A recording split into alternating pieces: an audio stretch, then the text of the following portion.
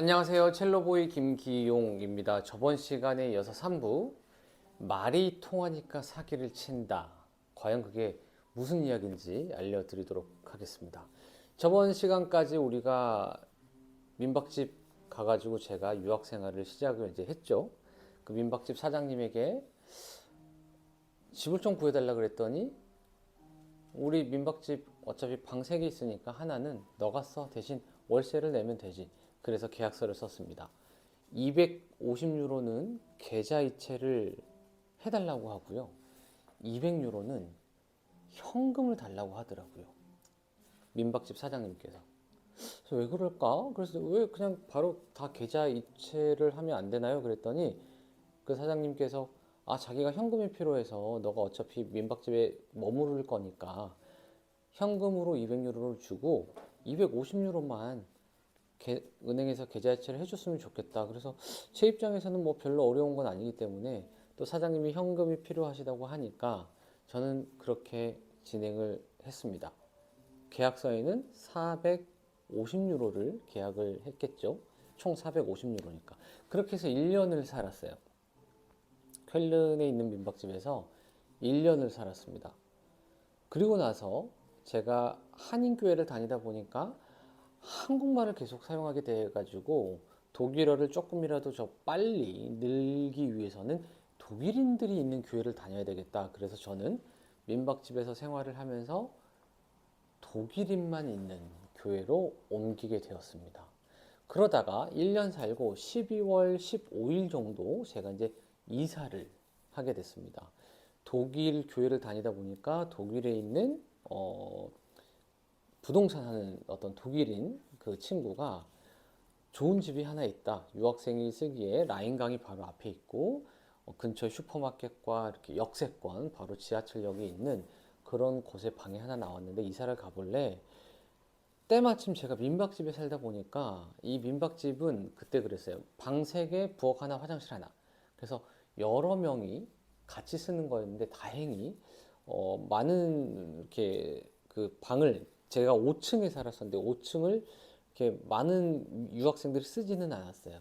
대신에 여행을 오는 사람들이 많다 보니까 새벽에 갑자기 도착하면 제가 막 1층 내려가서 문 열어줘야 되고 또 여행객들이 오면 뭐 어디 길 모르겠어요. 그럼 또 제가 막 도와줘야 되고 그래서 이제 도와줬죠. 제가 민박집 사장님에게 도움을 받았기 때문에 저도 거기 살면서 열심히 여행객들을 도와드렸습니다. 근데 그렇게 살다 보니까 제 일상이 조금 힘들어지고 피곤해지더라고요. 그래서 집을 따로 구해서 나가고 싶다라고 생각한 찰나에 독일 교회에 부동산 하는 친구가 좋은 조건으로 집을 구해줬습니다. 그래서 12월 제 기억에 15일 정도 이사를 했어요. 이사를 했는데 그때 또 사장님이 민박집 사장님이 자동차로 이삿짐도 조금 날려주시고 이것저것 도와주시고 집도 깨끗하게 기존의 민박집 제가 사용했던 방을 깨끗하게 청소하고 그다음 이제 그동안 너무 감사했습니다 하고 이렇게 잘 헤어졌습니다. 근데 문제는 여기서 잘 헤어졌어요. 그 민박집 사장님이 본인 차로 제가 새로 간 이사 간 집 거기까지 차로 이렇게 이삿짐도 좀 날려주시고 당연히 살해를 했죠. 그렇게 하고 헤어졌는데 한 4일, 일주일 뒤에 갑자기 민박집 사장님이 연락이 옵니다. 뭐라고 했을까요? 전화 오자마자 야이 싸가지 없는 땡땡땡 개땡땡 씨땡땡아 너 왜 도망가? 갑자기 이러는 거예요. 그래서 내가 네 무슨 말씀이세요 사장님? 그랬더니 너 왜 우리 집에서 1년 살면서 월세를 안 내고 도망가냐는 거예요. 그래서 내가 무슨 말씀이세요 사장님? 제가 다 월세 드렸잖아요 1년 동안 무슨 월세를 안 냈다고 그러시세요? 그랬더니 너 나한테 통장으로 250유로씩만 이체하고 200유로씩 1년 동안 안 냈잖아. 내가 계속 참고 봐주니까 그걸 끝까지 안 내고 도망가냐고. 저한테 이렇게 도망가냐고 그래요. 그래서 순간 제가 사기당했구나 라는 생각이 들었습니다. 독일은요 조그만한 사탕 하나를 사도 길거리에서 내가 소세지 하나를 사 먹어도 영수증을 요구하거나 영수증을 발급해 줘야 됩니다. 그런 영수증을 현금 거래를 했을 때 영수증을 발급해 주지 않으면 크게 걸려요. 그런데 저는 유학생활 1년 독일에 살았다고 한들 제가 뭘 얼마나 독일 사정을 잘 알겠습니까? 1년 동안 살면서 또 전라도 쪽에 뭐 친구가 왔다 그래서 뭐 막 되게 따뜻하게 해주고 막 그래서 정으로 이렇게 있으면서 200유로는 본인이 약간 현금이 필요하다 그래서 제가 계속 1년 동안 200유로는 어머니가 유학 그 생활비를 보내주시면 250유로는 계좌이체를 하고 200유로는 계속 현금으로 찾아서 남자 사장님에게 드렸어요. 그래서 제가 여자 사장님에게 다시 한번 전화를 걸었어요. 제가 200유로씩 현금을 드렸는데 사장님 못 받았다고 합니다. 이게 어떻게 된 걸까요? 그랬더니 여자 사장님도 똑같이 말씀하십니다.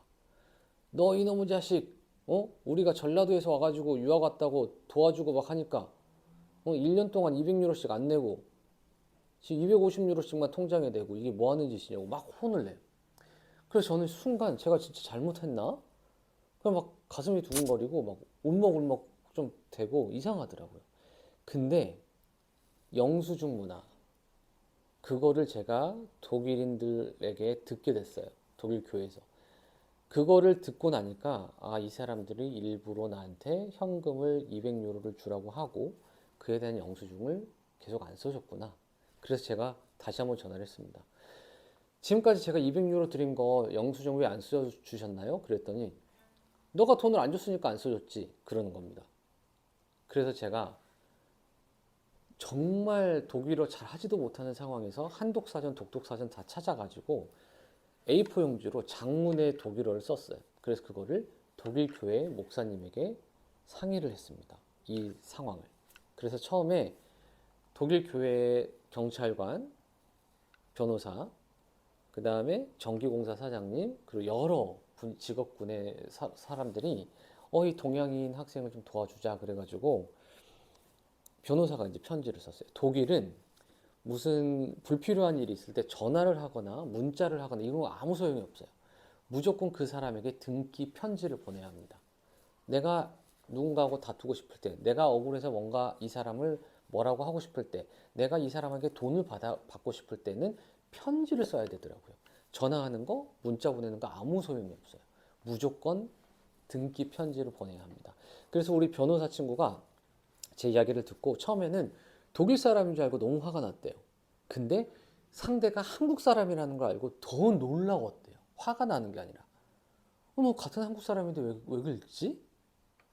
그래서 말이 통하니까 사기를 친다는 겁니다. 대화가 안 되면 사기를 치고 싶어도 칠 수가 없어요, 여러분.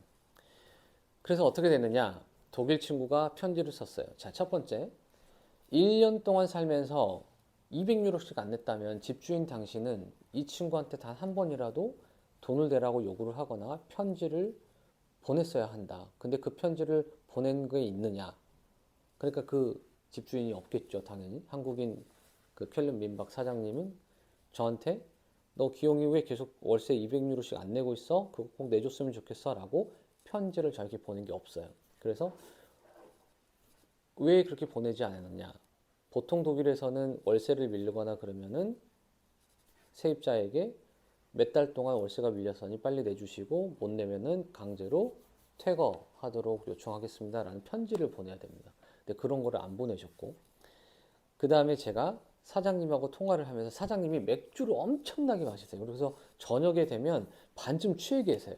제가 그거를 생각하고 통화를 하면서 제가 쾰른 음대 첼로 하는 동생이랑 같이 스피커폰을 틀어가지고 녹음을 했어요. 사장님 200유로씩 제가 며칠날 항상 며칠날 20일날 항상 냈을 거예요. 매달 20일날 200유로씩 사장님이 현금이 필요하시다 그래가지고 제가 드렸는데 혹시 기억하시나요?